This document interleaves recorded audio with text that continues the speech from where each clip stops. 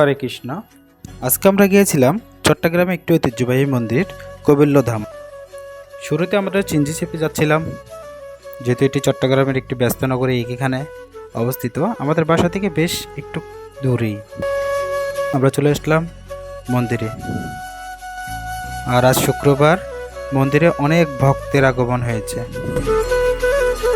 মন্দিরটা অনেক পুরাতন, এর চারপাশে গাছপালাগুলো দেখলেই বোঝা যাচ্ছে। আমি চারপাশটা একটু ঘুরে দেখলাম। এই হচ্ছে মূল মন্দিরটি, রাম মন্দির।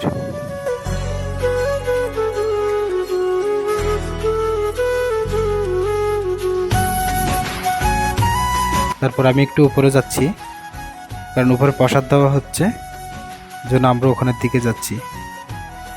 আমি, বাবা, ছোট ভাই বসে পড়লাম প্রসাদ নেওয়ার জন্য।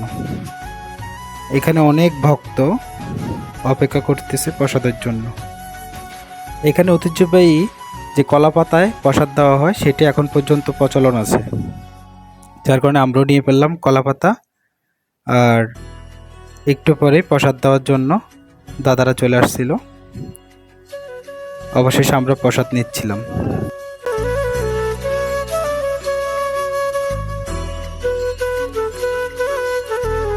সত্যি এখানের প্রসাদ অমৃত বলা যায়।